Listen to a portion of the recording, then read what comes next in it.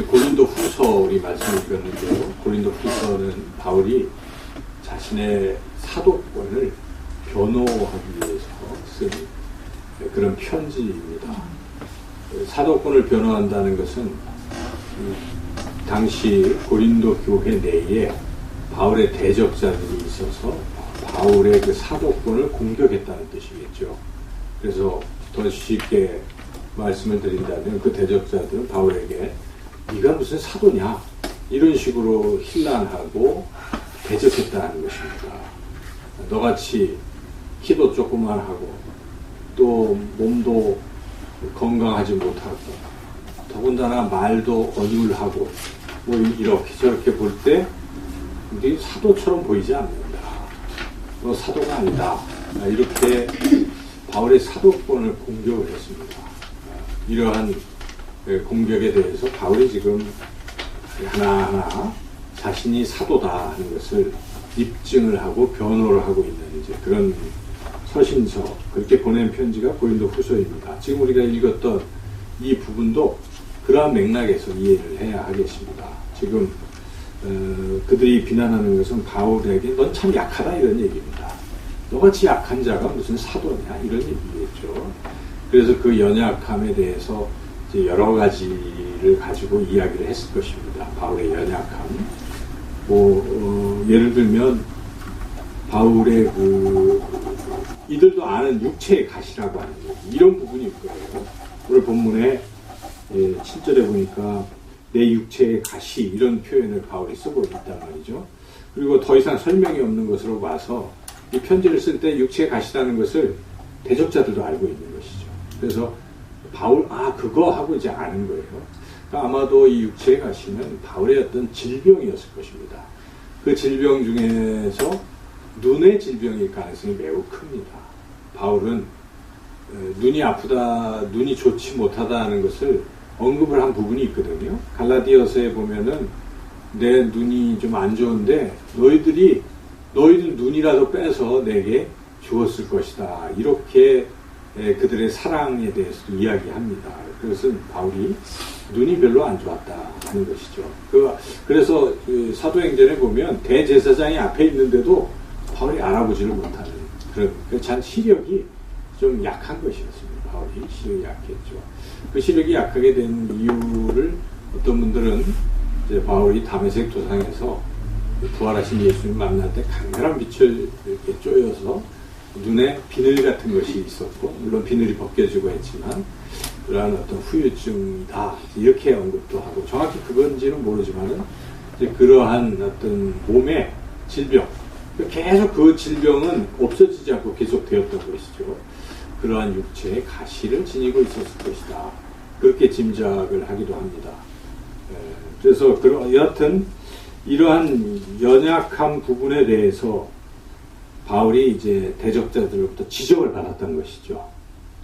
이럴 때 바울이 어떻게 했느냐가 참 중요한데, 우리도 그럴 수가 있지 않겠습니까? 저도 이 본문을 묵상하면서 만약 우리 성도님들이나 또 혹은 주변에 뭐 이런 분들이 네가 목사냐 이렇게 얘기를 한다면 뭐라고 하겠습니까? 그러면서 조목조목 드는 거예요. 너는 뭐 등등 하면서 좌우지간 이것저것을 가지고 공격을 할 때 뭐라고 답변을 하겠습니까? 여러분들 같으면 죄송합니다만 당신이 권사야? 뭐 이렇게 누군가 어떤 문제를 가지고 이야기할 때 여러분들 뭐라고 답변하시겠습니까? 그래서 그러한 연약함을 공격받았을 때 우리가 어떻게 답변하겠느냐입니다. 또 답변뿐만 아니라 우리는 평소에 우리의 가지고 있는 연약함을 우리가 어떻게 생각하느냐입니다. 여러분이 가지고 있는 연약함들이 있지 않겠습니까? 사람은 누구나 다 연약함이 있을 것입니다. 그러한 연약한 부분을 나는 어떻게 생각하고 평가하느냐 하는 것입니다. 물론 연약함이 좋다라고 처음부터 이야기할 사람은 없을 것입니다. 여러분 그렇지 않겠습니까? 몸이 많이 아픈데 나는 아픈 게 좋아하고 자랑할 사람이 어디 있겠어요. 또 물질이 너무 부족해서 하루하루 먹고 살기도 힘들다 그럴 때 물질 없음을 자랑할 사람이 어디 있겠습니까? 그게 좋다고 이야기할 사람은 없을 것이죠. 그리고 어떤 환난을 당하고 고난을 당하고 사람들에게 모함을 받고 그래서 굉장히 지금 힘들다. 이런 핍박 가운데 있을 때 야 좋다 이렇게 선뜻 이야기할 사람은 그렇게 많지가 않습니다. 그 약한 부분에 대해서 뭐 좋다고 이렇게 이야기하기 어렵겠죠. 그러나 역설이라는 게 있어요. 이런 약한 것인데 약한 것이 좋다 이렇게 말할 수 있는 것. 이런 역설이 존재할 수 있다는 것입니다. 오늘 말씀은 그런 역설을 이야기하고 있는 것인데 역설이라는 말은 파라독스 그런 말이잖아요. 역설 파라독스인데 그 역설의 그런 뜻이 무엇입니까? 그 한용운 시인의 님의 침묵이라는 시가 있는데 거기에 보면은 님은 같지만 나는 님을 보내지 아니하였습니다. 이런 시가 있잖아요. 이 말이 모순되잖아요. 님은 같지만 님을 보내지 않았다. 그러니까 이런 말이 모순이기도 하고 좀 역설적인 표현이라고 말할 수 있겠죠. 그런데 이 뜻은 무엇이겠습니까? 님은 물리적으로 보면 내 곁을 떠나서 지금 없지만 그러나 나는 내 마음속에 그 님을 마음에 담아두고 님을 보내지 않겠습니다. 이런 얘기 아니겠습니까? 그런 게 우리가 역설이라고 하는 거예요. 파라독스. 이런데 또 이렇게 아니다 하는 게 이게 무슨 말이냐. 뭐 그런 얘기인데 지금 약한 것은 틀림없이 세상 사람들이 보기에도 우리가 생각하기에도 약한 것은 좋지 않습니다. 그렇지만 오늘 하나님의 말씀은 약할 때 강함이라 이렇게 말씀하고 있단 말이죠. 약한 것이 도리어 좋은 것이다 라고 말씀하고 있는 것이 이것이 역설이라는 것인데 그 의미가 무엇인지를 우리가 오늘 본문을 깊이 생각해 보면서 함께 은혜를 나누고자 합니다. 우선 먼저 그래서 우리는 약한 것에 대해서 무조건 나쁘다고만 생각하지 말자는 것입니다. 역설을 생각하시면서 약함에 대한 것, 부정적으로만 생각하지 말고 오히려 약함이 좋아질 수도 있다 하는 이런 생각부터 가지라는 것입니다. 인생을 살면서 가난하다고 해서 무조건 나는 불행하다 이렇게 단정하고 사는 것이 어리석은 사람이 될 수도 있습니다. 몸이 아프다고 해서 나는 항상 불행하다라고 생각하는 것도 그것도 어리석을 수가 있다는 것이죠. 아파도 가난해도 뭔가 형통하지 않더라도 오히려 이 가운데서 좋을 것이 있을 것이다 하는 기대부터 가지라는 것입니다. 낙심하지 말라는 것입니다. 물론 그런 상황에서 낙심이 되지만 바울도 사실은 어찌 보면 지금 바울은 이걸 편지로 쓰는 것이기 때문에 지금 내가 낙심했다는 뜻이 아니라 한때 나도 이런 약함에 대해서 상당히 낙심하고 이 약함에서 벗어나기 위해서 몸부림쳤노라 이렇게 얘기하는 것이죠. 우리가 약함에서 벗어나고 싶어하는 게 인지상정인데 그래서 바울이 지금 이 약한 육체 가시 이야기를 하면서 뭐라고 합니까? 이런 상황에서 8절을 같이 한번 읽어보시죠. 이것이 내게서 떠나가게 하기 위하여 내가 3번 죽게 간구하였더니 바울도 그 몸의 질병이 떠나가기를 위해서 3번씩이나 간절히 하나님 앞에 기도를 드렸다는 것입니다. 우리도 그렇지 않습니까? 어려우면 하나님 도와주세요. 벗어나게 해주세요. 가난에서 벗어나게 해주시고 질병에서 벗어나게 해주시고 또 나를 공격하는 대적자들의 손아귀에서 바울이 지금 대적자들 사도권을 그렇게 저를 하나님 해주세요라고 기도할 수가 있는 것이죠. 간절히 기도할 수가 있어요. 우리도 할 수 있어요. 그런데 만약 기도 응답이 안 됐다고 할 때 여러분 어떡하겠습니까? 여전히 아파요. 여전히 시력이 안 좋아요. 여전히 당뇨가 있어요. 이럴 때 어떡하실 겁니까? 나는 불행하다. 하나님은 내 기도를 안 들어주시는구나. 이제 끝이다. 이렇게 생각하시겠습니까? 그렇지 않다는 것입니다. 그 안에서 우리가 귀한 진리를 깨달아야 한다는 것입니다.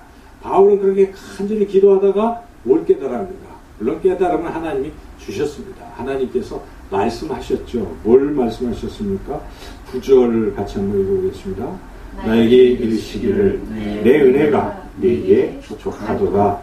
이는 내 능력이 약한 데서 운전하여 증명하신지라. 여기까지. 그래서 하나님의 음성이 들리기를 그 약한 것에서 벗어나는 것이 능사가 아니다. 그냥 약한 것을 그대로 머물러 있는 게 도리어 좋을 수 있다라고 하나님 말씀하시는 것입니다. 그럴 때 바울이 아니에요 하고 끝까지 부인하고 대항했습니까? 아니잖아요. 받아들인 것입니다. 아멘. 그렇군요 하고 깨달았어요. 그래서 오히려 약한 것을 이제는 뭐 하기 시작합니까? 기뻐하고 자랑하기 시작했다는 것입니다. 그래서 9절 그러므로부터 같이 한번 읽어보시죠. 그러므로 도리어 크게 기뻐함으로 나의 여러 약한 것들에 대하여 자랑하리니 이는 그리스도의 능력이 내게 머물게 하려 함이라. 이렇게 바울의 생각이 바뀐 것입니다. 그 약함에서 벗어나려고 간절히 기도하던 바울이 도리어 약함 그 자체를 자랑하고 기뻐하게 되었다. 뭔가 이제 깨달았기 때문에 그런 것인데 우리도 이런 신앙이 필요하다는 것입니다. 이게 수준이 높은 신앙이라는 것입니다. 그냥 단순한 기복적 신앙은 무엇이겠습니까? 현상에서 세상 가치관을 가지고 가난하면 기도해서 부자가 되려고 하는 것, 복을 비는 것이죠. 우리 삼박자 축복 이런 거 있잖아요. 소위 그런 종교가 아니에요. 그거는 고등 종교라고 말하지 않습니다. 그래서 이제 우리가 하등 종교라고 말하는데 그것은 불교일 수도 있고요. 불교도 사실 대승, 소승 해가지고 이게 상당히 수준 높은 종교는 그런 걸 추구하지 않습니다. 해탈이고 그런 것을 오히려 내려놓는 것인데 이게 지금 결탁을 해가지고 불교도 기복으로 바뀌잖아요. 그건 사실 하등인 것입니다. 기독교도 자칫 그렇게 변질될 수도 있어요. 근데 오늘 이 본문이 분명히 이야기하는 것은 그것이 잘못된 것이라는 걸 이야기하는 것입니다.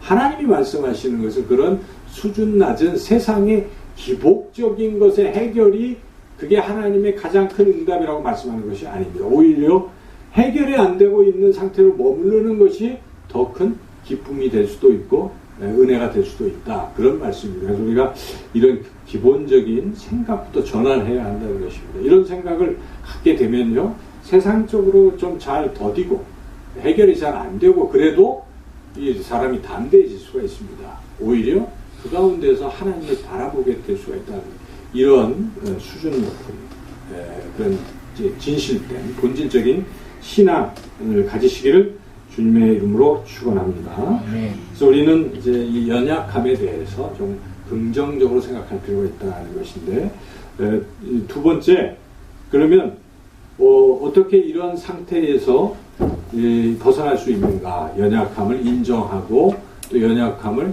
기뻐하고 자랑할 수 있는가 하는 것은 내가 약하면 드디어 하나님이 역사하실 수 있기 때문에 그렇다는 것입니다. 내가 약하면 내 속에 하나님의 능력이 머물기 시작한다 하는 것입니다. 여기에 오늘 그것을 우리 주님께서 말씀하시는 것이죠. 그래서 9절에 내 능력이 약한 데서 온전하여짐이라 하는 그 의미는 여기에 내 능력이라는 것은 주님의 능력이겠죠. 주님의 능력은 약한 데라는 건 누구의 약함입니까? 바울의 약한 데에서 온전해진다. 그러니까 그 능력이 약한 바울 안에서 온전하게 되고 역사할 수 있다. 이런 뜻입니다. 그래서 여기서도 9절 끝부분에서도 내가 약함을 자랑하는 것은 이는 그리스도의 능력이 내게 머물게 하려 함이라. 내가 약하면 예수님의 능력이 내 안에 머문다는 뜻 아니겠습니까? 그러므로 우리가 약하면 약할수록 드디어 하나님의 능력이 내 안에서 역사하기 시작하는 것입니다. 그런데 반대로 생각해요. 내가 강하다고 자꾸 자랑하고 주장하기 시작하면 어떻게 되겠습니까? 하나님이 역사하지 않습니다. 쉽게 얘기하면 그런 사람에게는 네가 알아서 해라. 네 마음대로 해라. 너 잘났으니까 네가 해라. 이런 게 되겠죠. 그렇습니다. 그래서 하나님은 하나님 앞에 연약한 모습으로 서 있는 사람을 사랑하시고 불쌍히 여기신다는 것입니다. 그래서 우리는 항상 약함을 자랑하라는 것입니다. 약함을 인정하고 약함을 기뻐하라는 것입니다. 하나님 앞에서 내가 어린아이와 같이 연약해질 때 드디어 하나님께서 나를 붙드시고 내게 능력으로 역사하신다 하는 것을 여러분들이 항상 기억하시기를 축원합니다. 그래서 이런 신앙이 굉장히 좋은 신앙입니다. 항상 하나님 앞에 와서 약한 나로 강하게 연약합니다. 부족합니다. 보잘것없습니다. 하나님 나를 불쌍히 여겨주십시오. 이렇게 하나님 앞에 겸손히 낮은 모습으로 약한 모습으로 나오는 이러한 신앙의 모습이 귀하다는 것입니다. 그럴 때 하나님의 능력이 내게 임한다 해서 여기 이제 계속 그와 같은 말씀입니다. 약한 10절도 읽어보겠습니다. 그러므로 내가 그리스도를 위하여 약한 것들과 능력과 궁핍과 박해와 곤고를 기뻐하노니 이는 내가 약한 그때에 강함이라. 예, 바로 약할 때 하나님께서 드디어 역사하시기 시작한다. 이런 말씀이죠. 그래서 우리는 신앙에 있어서 약함에서 벗어나는 것만이 해결이 아니다. 이런 생각을 가지시고 그 약한 것은 그대로 있지만은 또 다른 강함을 하나님 우리에게 주신다 하는 것을 늘 기억해야 한다는 것이죠. 여기서 바울이 자기 육체의 가시 그 질병 때문에 3번이나 간절히 기도했는데 해결되지 않았잖아요. 여전히 바울은 평생 죽을 때까지 그 몸에 육체의 가시를 가지고 살았던 것이죠. 그 뒤로는 더 이상 기도를 안 했겠죠. 안 할 수도 있으면 또 했을 수도 있겠지만 안 했을 가능성이 크고 그냥 그 상태에 있다는 것입니다. 지금 바울이 이렇게 기도를 했을 때 이 문제가 해결됐다고 여기서 말씀하는 게 아닙니다. 오히려 약함을 계속 자랑하고 약함 속에 있었는데 또 다른 강함이 드러나는 것이다. 이게 그리스도의 능력이라고 말씀하고 있는데 여러분 이러한 능력이 무엇이겠습니까? 여러분 인생에서 나의 문제는 여전히 약함은 그대로 있는데도 내가 강해질지 이런 모습이 어떤 모습입니까? 첫째는 아무리 상황이 안 변해도 마음에 평안함이 있다면 그 강함 속에 있는 것입니다. 여러분 그렇습니까? 내가 이 문제가 해결이 안 되는데도 주님 앞에 나와서 기도만 하면 왠지 마음이 평안해지는 분들이 계세요. 그렇죠? 그것은 주님이 평안을 주신 것입니다.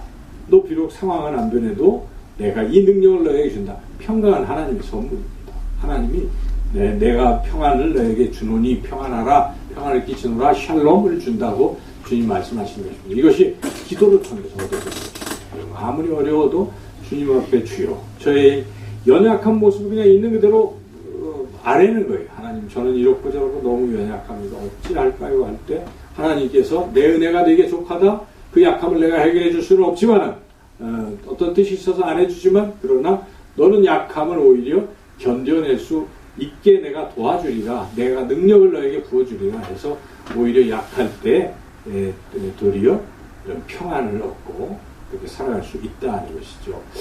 우리 잘 아시는 메가도 장군의 그 자녀를 위한 기도문 여러분 아시죠?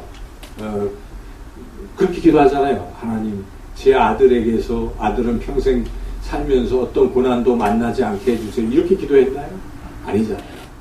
고난이 있을 때 그 고난을 이기는 사람이 되게 해주세요. 이렇게 기도한다는 것입니다. 왜 자녀들을 위해서 기도할 때도 저는 그렇게 해야 될 것 같아요. 우리 아들과 딸이 뭐 이러이러한 역경을 만나지 않게 순탄하게만 살아가게 해주셔서 이런 기도보다도 인생은 어차피 역경이 오기 마련인데 많은 역경들이 있을 텐데 그때마다 역경을 이길 수 있는 사람이 되게 해주세요.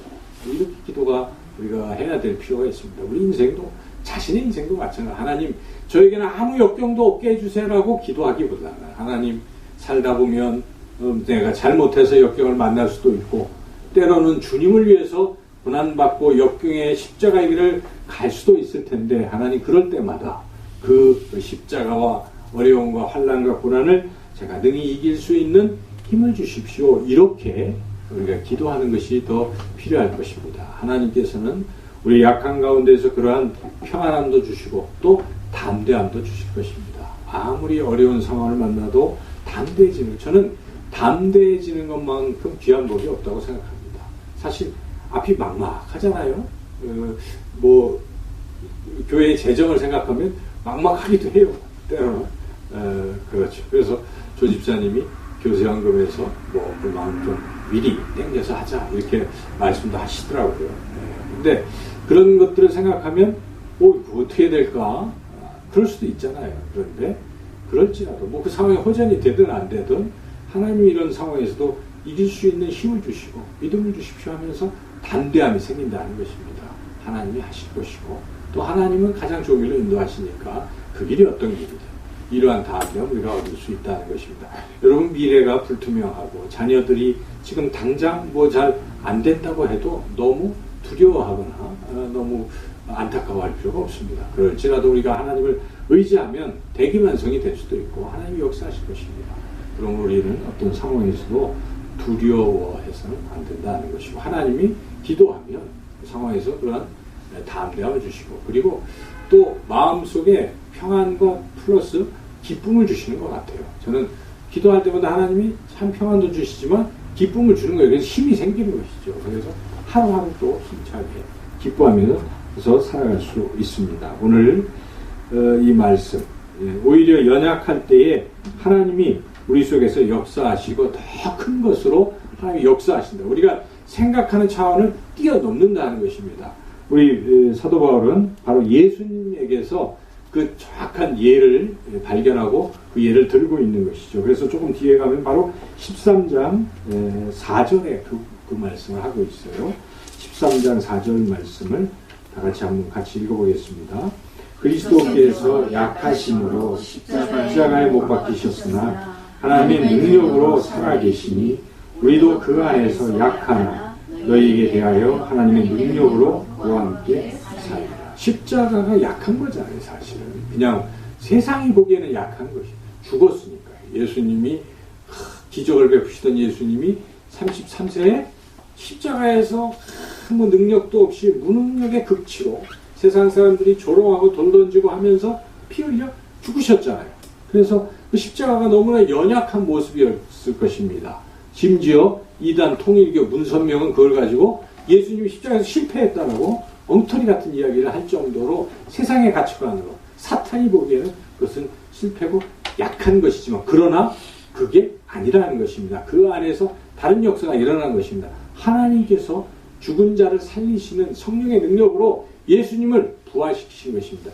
우리의 인생이 그렇다는 것입니다. 세상 사람들이 보기에는 이거 다 약하고 쓰잘데기 없고 기독교인들 교회를 왜 다니냐 참 저렇게 해서 뭐 제대로 되는 게 있냐 그렇게 비난하고 한심하다. 그 좋은 시간 황금의 시간 놀러 다닐 이 시간에 왜 거기 가서 그러고 있는가라고 비난하고 계속 그렇게 이야기할지 몰라도 우리 안에는 새로운 능력이 임할 것이고 하늘의 소망이 우리에게 주어질 것이고 또 미래에 대한 또 다른 소망을 가지고 힘차게 살아가게 될 줄로 믿습니다. 여러분 신앙에서 연약하다고 할 때 부끄러워하지 마십시오.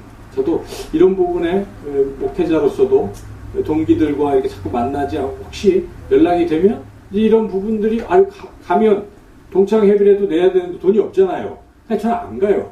그런 거 그거 제가 어떻게 내요? 일일이 못 내니까 안 가요. 그런데 자꾸 그러다 보니까 좀 비참한 생각도 드는 거예요. 이게 뭐냐? 인생이 이게 도대체 뭐냐? 하는 생각이 들지만 그러다 보면 위축이 될 수도 있어요. 그렇지만 그래서 안 된다는 것을 깨닫습니다. 그것이 절대적 가치가 아니기 때문에 그런 부분에 대해서 그래?